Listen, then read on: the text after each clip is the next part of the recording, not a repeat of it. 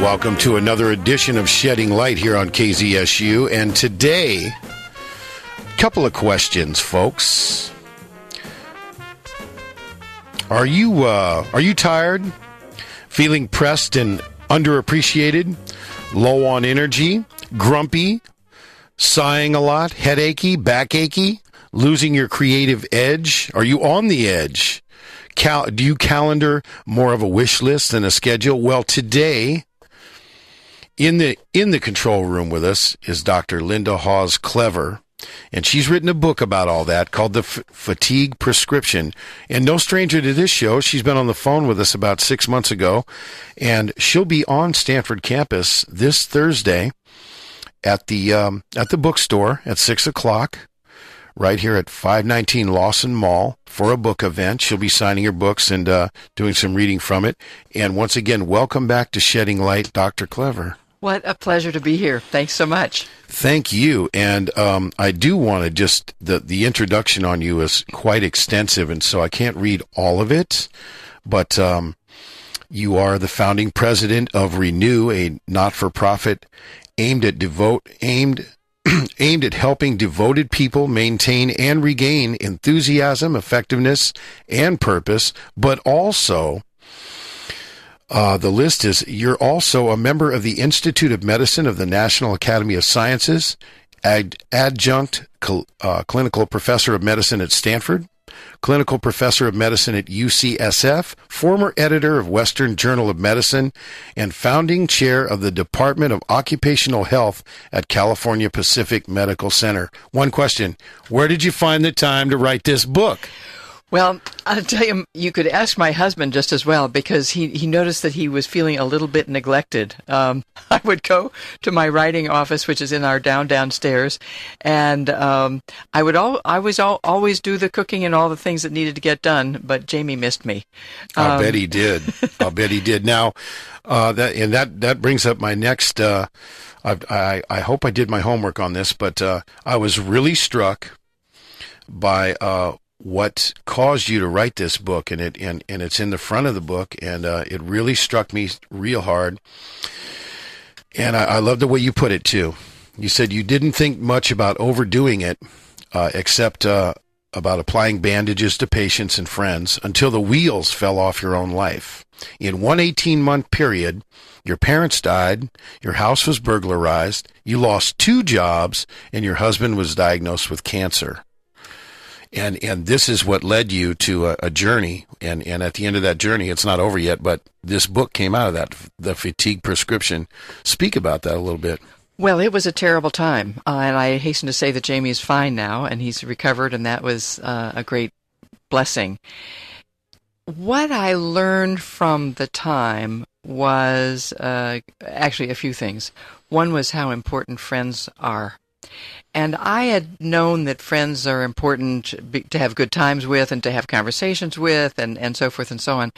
What I didn't understand was that friends who are really friends are there when you are low, not just when you're high, not just when you're having a good time. Mm-hmm. So one of the things that came out of that experience was a deeper appreciation of the importance of friends and how to keep them and how to get them and so forth, because it takes 3 years to make a friend, and that's why so many of our friends come from college or when we were intensely with each other, and then the question is how to keep those friends, because for most people who've had busy lives, they have very few friends, actually.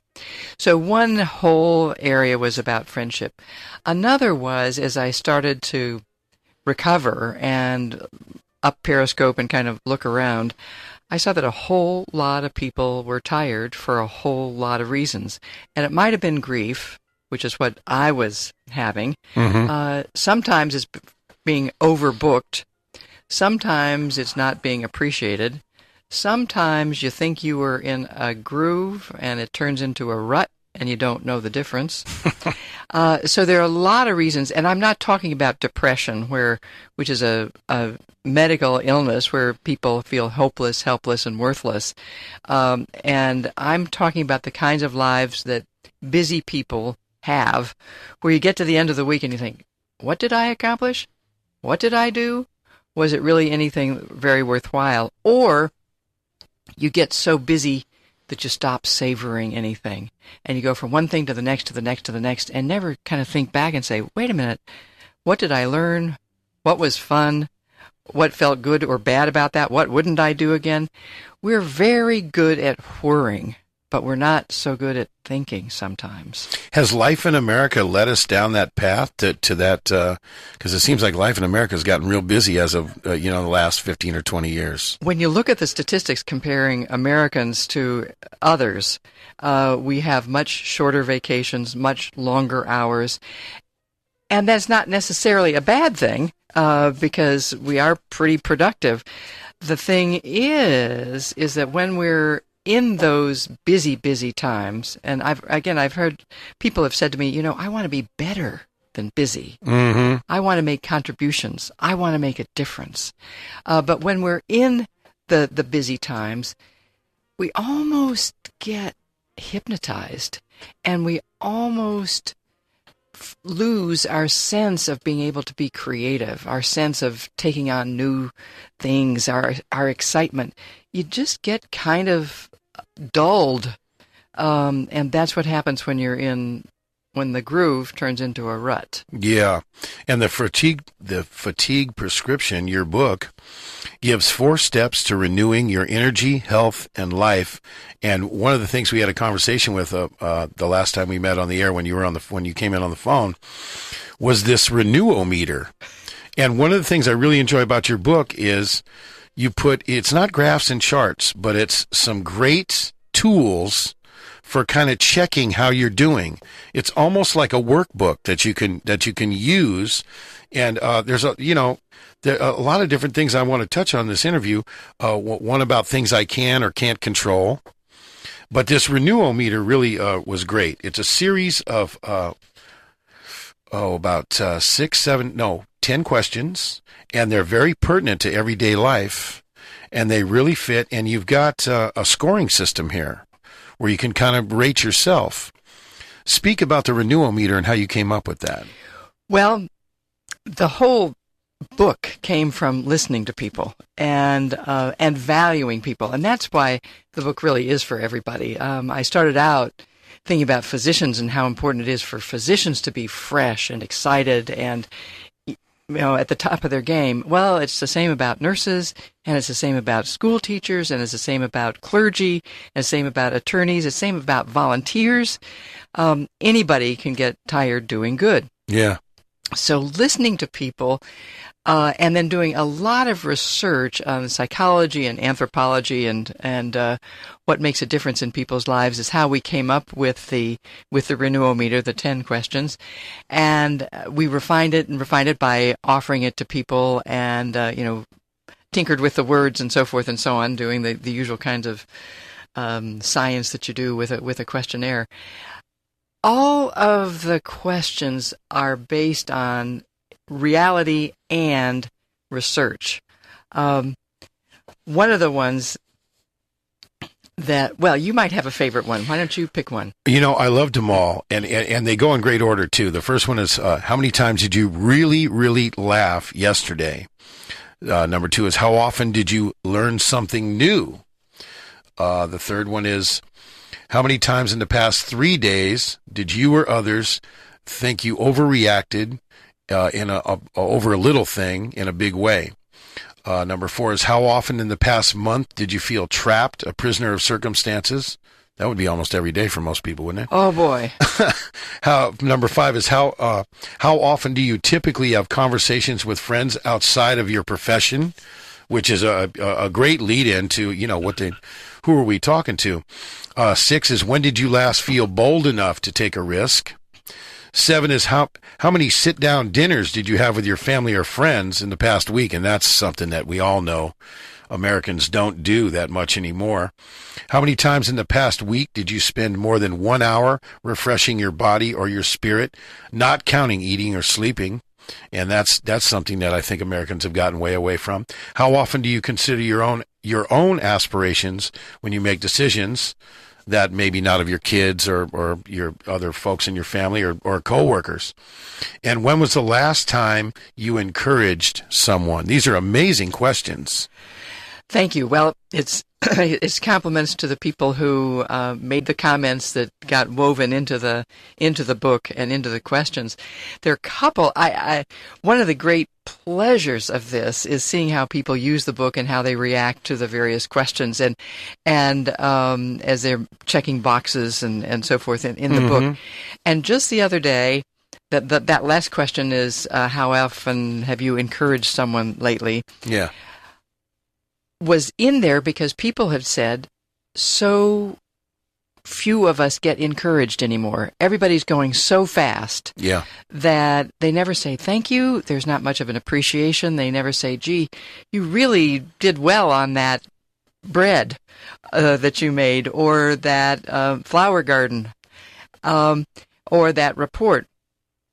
So that's why the question was there, to remind us about the real interactions of each other, and that when you encourage something, that the Latin is great, and means in, and the word courage is based on Latin cor, C-O-R, which means heart. Because when the Romans were going off to war, which is what they were doing all the time, their heart would beat fast, the way everybody's does, and so they thought that their heart was the source of their courage. And so cor, heart, and courage all have, that's the etymology of it. So the word encourage, though, means is you put your heart into someone else. And that doesn't happen very often these days unless we're aware of it. Well, what happened the other day, someone had done the renewometer, and she got to that question, and she said, that's what exhausts me. I'm encouraging people all the time. That's what exhausts me. So it was the exact opposite of what most people said. But her work, it turns out, she's working with elders who are in health that's not very good and may not have great memories and so forth.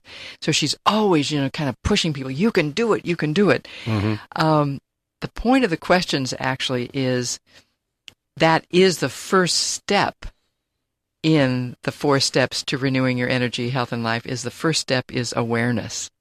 So the questions are to raise your awareness. This particular woman needed to be aware that she was exhausted by her work, and she hadn't realized that.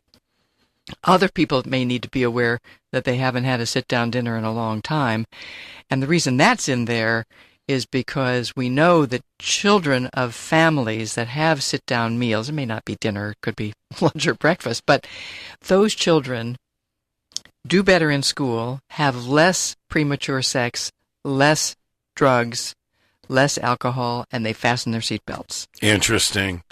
The guest is Linda Hawes Clever, MD. She'll be at the Stanford Bookstore here on campus this Thursday night at 6 o'clock. She'll also be in Palo Alto. Is it November 4th? Am I getting that right? You are right. November 4th in Palo Alto at the Stanford Health Library at the Oshman Family Jewish Community Center. And that's at 3921 Fabian Way. And you can get all this information at the fatigueprescription.com, the website for the book, right? Yep. And Dr. Clever, you're knocking me out with this stuff. Now, the 4 steps: awareness, reflection, conversation, and plan of action. Plan and act. Speak about how you came to that, because those 4 things right there: awareness, reflection, conversation, plan, and act. That's kind of the roadmap of the whole gist of the book, isn't it? That's the deal. Those are the 4 steps. Byrd, you're asking a terrific series of questions. Thank you. I think it came because I listen to people, and that's what people do when they are feeling terrific, when they're feeling great, when they're climbing out of the rut, when they feel refreshed, when they feel... One person said, I feel like a mushed carrot, as we were going around and people were saying how they're feeling this. The next person said, well, I feel like a mushed rutabaga, and then it just got terrible. Well, those aren't good ways to feel. So listening to people, what do they do to move ahead, get that sense of vigor, and regain their creativity?